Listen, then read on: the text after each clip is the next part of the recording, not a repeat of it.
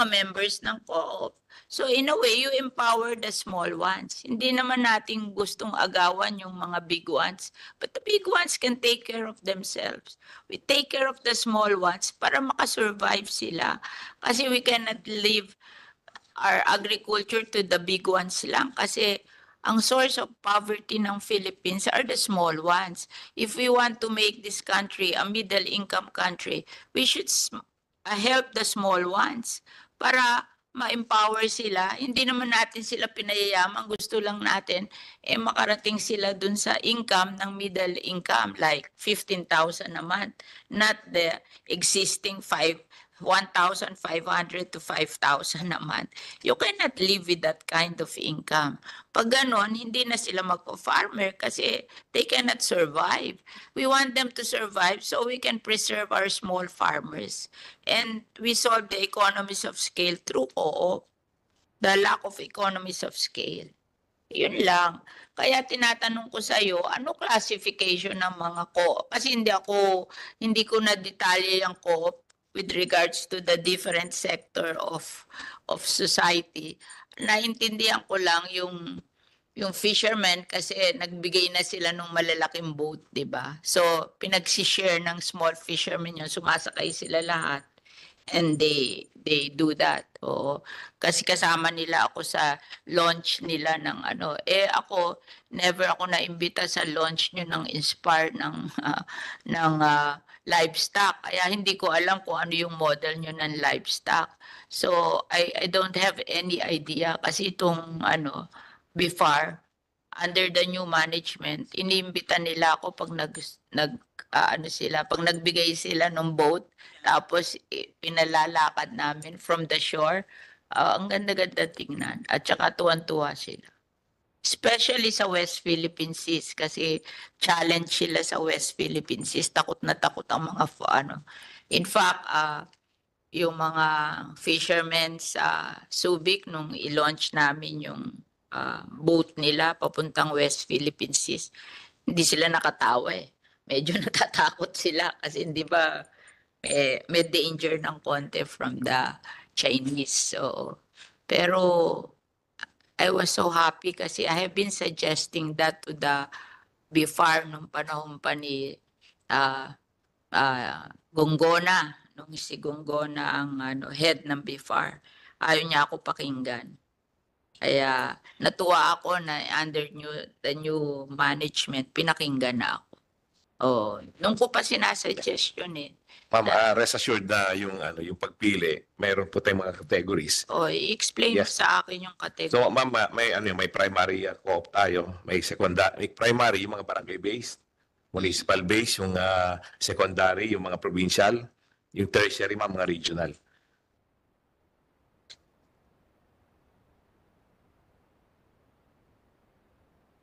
And yung bagong Inspire po, bali ginawa na siyang So modified. yung primary na barangay, 30. 15, Yung ma'am. 15. secondary na 15 members. provincial, 60. Tapos yung 200 yung sinasabi mo na tertiary, ito yung regional. Yes. Oo. Tama ba yun? Intindi ko, 30 yung barangay, 60 yung provincial, or 30 yung town. Yes, ma'am. Ilan ang inyong na survey na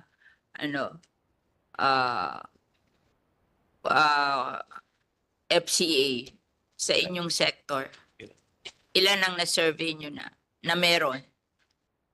So we will know para paggawa Yes, natin ma'am. ng Can we program. submit that, ma'am? Yeah. Submit namin. So you have no idea how many? Meron. Maghanap pa. Sige, ma'am.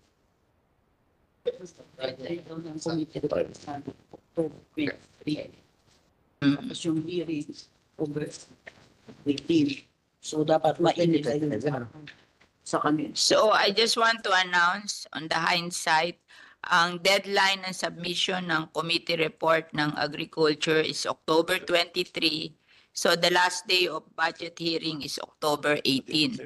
So yung mga magkukulang pa sa atin ngayon, hanggang October 18 na lang tayo.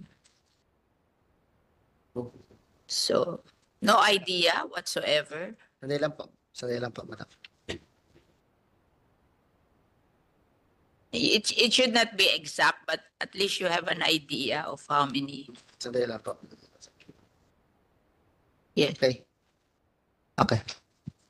Yun po sa sa 30 po ay more or less nasa po siya 60 to 70 FCAs po yan. Yun po sa 60 to 70, lagay natin towns, di ba?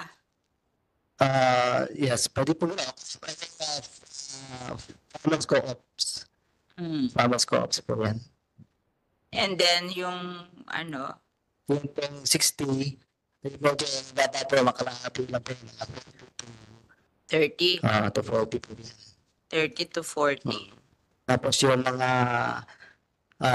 tertiary po natin, yung 200 po, nasa 10 to 20 po na, yan, na FCA. So total kung sa minimum 60, 90, 100 co-ops lang to ng ng 100 co-ops ng livestock. More or less po ganun. Sino may knowledge dito ng co-ops? What do you think of that?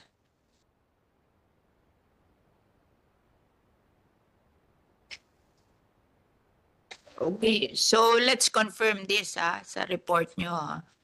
Mag-survey na kayo para alam nyo yung tina-target nyo na gagawa nyo ng project.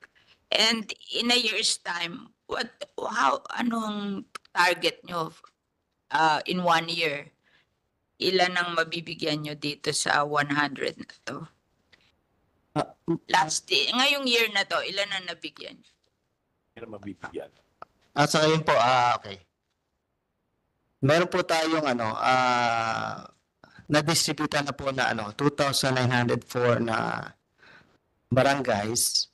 Ito po 2022 to 2024 po ito. Because Di mo 100 lang ang co-op ang na-distributan mo na dito sa ganitong model, 2,900. ano po kasi klaro po, madam. Yung po ating Inspire program po ay bilang po ng 3 taon. From 2022, Hindi, 2024. yung bagong model. Ano sa Asking 2024 po? old model. Yung bagong model, ilan ang nagawa mo this year? Kasi binago na natin ang model. Kasi parang yung model mo dati na mamimigay ka ng fattener, short term yon. Pagkabigay mo, bigay ka uli next year. Pagkabigay mo, kasi pagbibili na nila yun eh. Ang gusto kong model, yung co-op, siya magbe-breed para every year, hindi na ikaw magbibigay siya. I-empower mo yung co-op, tapos siya nagagawa nito, di ba? Oh. So wala kayong nagawa this year. Meron po tayong target this year. Yung po sinabi ko kanina, kasi po yun po yung ang nag-modify po natin kasi itong 2024.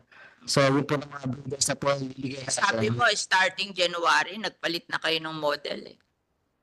Hindi po, binidevelop po namin pagpapalit ng model by January.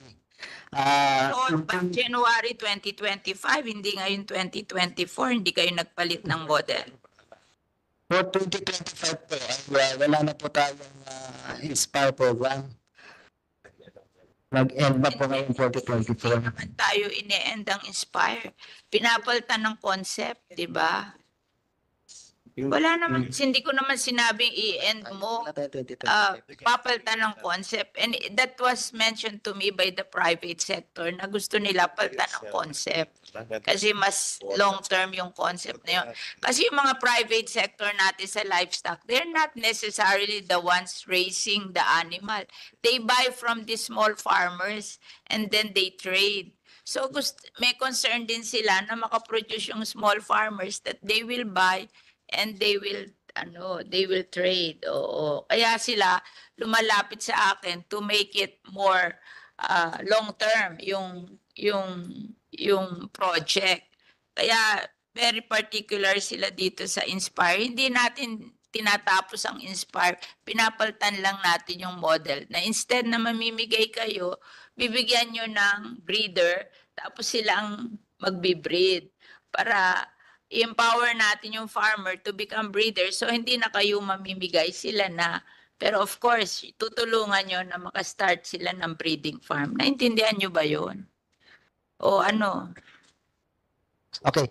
For 2025, Madam, wala po. Ito yung nagawa ng Wala po. 2024. Ano 2024 po, yung sinabi ko sa inyo na almost 100 or more than 100 farm co-ops and associations po. Yan po yung ating target for 2024.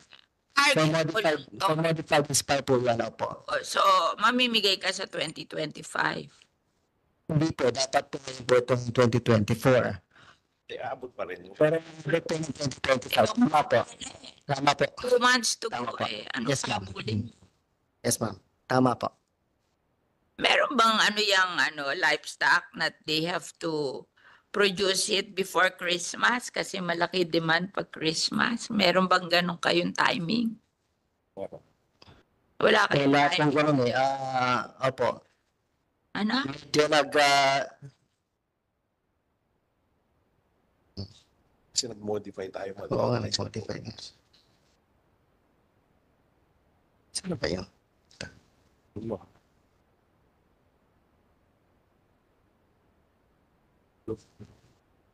Nag-modify tayo. Itong before, Okay na. ano question Okay na. dito? Sinabi na Ma'am, report siya nung kanyang mga accomplishment kasi sabi bumaba po ba yung Accomplishments.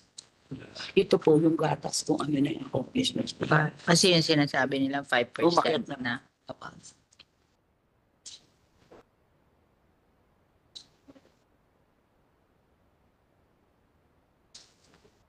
Okay, so you will try to do it the last 2 months. Last 2 months. Bakit hindi mo in-implement before? Kaya pala nagsasabi ang private sector na hindi nyo ini-implement. When it was suggested before, kailan ba yan sinuggest? O yan ma'am, 2020 pa yan, 2022, 2023. Hindi, yung Inspire na namimigay sila ng Last year. kailan isinuggest na breeding na lang, breeding. So, Tayo pa. ngayon lang yan. Okay. Kaya ma'am, binibigay yung partner. Okay, sige. So we'll do it in the last 2 months of the year. Anyway, can you make a report on that? Tapos mas tama, hindi haka-haka, ha? Kung ilan ang tatargetin mo. Hindi yung gagawin mo next year. Ilan ang co-op ng livestock na pwede mong bigyan ng breeding farm. Tapos, ilan ang target mo for 2025? Kasi syempre kahit maraming co-op, hindi mo naman lahat matatapos. Depende sa budget mo. I-report mo lang sa October 18 ha, para makasama doon sa report namin. Okay. So we'll move on to mga nag-volunteer na mag-update. We'll go to the Bureau of Fisheries and Aquatic Resources na mag-update sila. Ikaw, kailangan. Sige lang, that's depende sa tanong.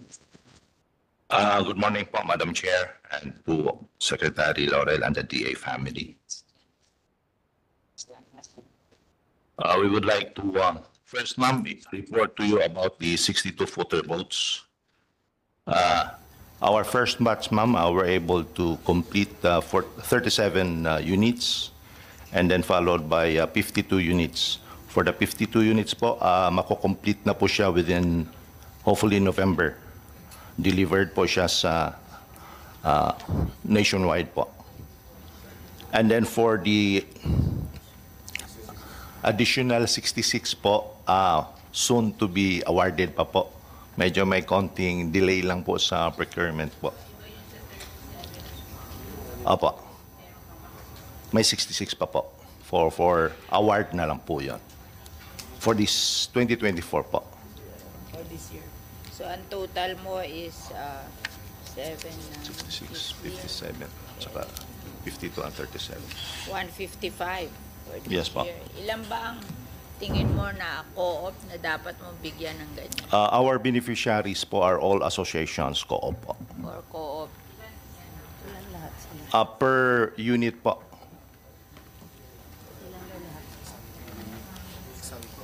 Isang co-op, isang SM. Medium scale ba yan? Opo, medium scale.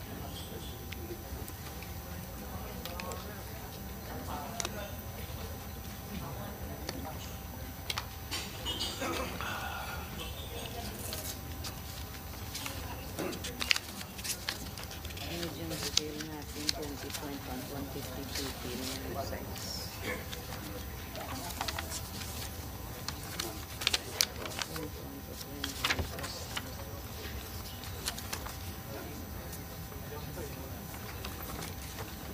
Ano walang bigyan yung detalye? Yes, ma'am. Detalye. 37, 52, tsaka 66.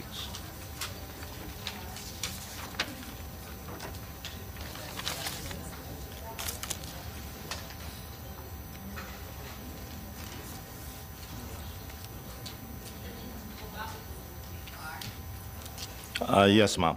As for the beneficiaries po, these are- Na-survey mo ba kung ilan ng mga association, ng fisheries, ng yung mga small fishermen in the municipal water na may mga association? Dapat yun ang una nating gagawin para we have an idea of how big our project. Then we have a target every year of what we want to accomplish, di ba?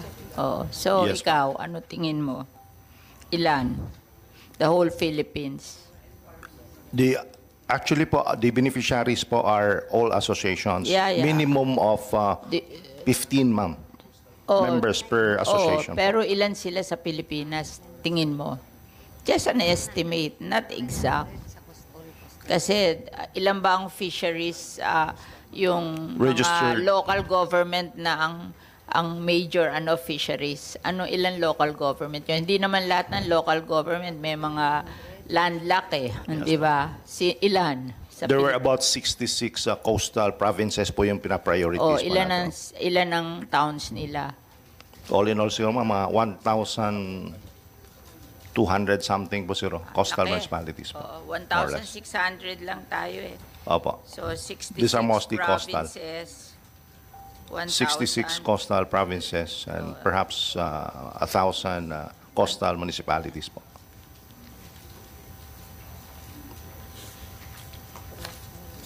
So, Yes, provide. ilan ang may mga association dito? Yes po. Sa 1,000 na to, lahat sila? I don't think so. These are mostly small groups, ma'am. Kaya we Yeah. have to capacitate, tulungan po natin silang ma-organize po. Lahat sila may association? Yes po. Or Ang you target will help natin, ma'am. them form the association? Mga 900. Help them also form the association, yung wala. Ano ko lang po, 900 plus po yung associations po na 900. meron po tayo. Di okay. Okay na yun. O ngayon, so 155 ka ngayong taon. So you can do 150 a year sa 900 divided by 150. 6 years. 6 years. 6 years. Okay lang. And we are also looking at, as advised by our good secretary, ma'am, yung 62-footer, baka a little bit bigger, mga 75-footer. So they can Why? stay longer. They can stay long. They can stay longer po. And then targeting larger pelagics or large fish. So, yan ang long term mo. So, sa vapor, magkano a year yung 150? Magkano nagasta mo? More or less po, around 15 M per unit po. 15 million per unit. Ang binigay mo, 150, 50 M, magkano yun? Times 15 is, 10 is 1.5 billion. Tapos, 250. Yes po. Yes po. Okay. So, that's for the boat. What are your other projects? Hatcheries. Ayan. As for the legislated hatcheries, ma'am, we have about 57 units. Of the 57 LH, ma'am, meron tayong na-complete na about 26 units LH. 26. Completed po. But meron na dagdag pa eh. Opo. And then meron po ata naka-pending na around 6 or 8. 6. Opo. May naghahabol pa eh. So hatcheries ang parang 57 towns but bill is 42, no? So 57 plus may dadating na 6, di ba? 63. May naghahabol pa. Kompleto na daw siya. 9. So 9 plus 7. 66. 66. Magkano to, Iho? Average namin for hatchery, ma'am, is about 30. Pero with the current, baka pwedeng dagdagan po siguro, ma'am, for the Magkano? hatchery. Baka around 40 maybe. 40? And O then 40 or ilan ang 50 po siguro, ma'am. Medyo mahal na po ang materials. ilan ba nagagawa mo isang taon? Before kasi ma'am, medyo na-delay for the tenurial. Pero hopefully ma'am, in a year po, kaya po natin gawin yung per LH. Ilan nga a year? Lahat na ngayon. Ang natitira mo ba dito, 66? Ang natapos mo is? Which, alam po, yung Ilan 6 ang po. may budget dito sa 66?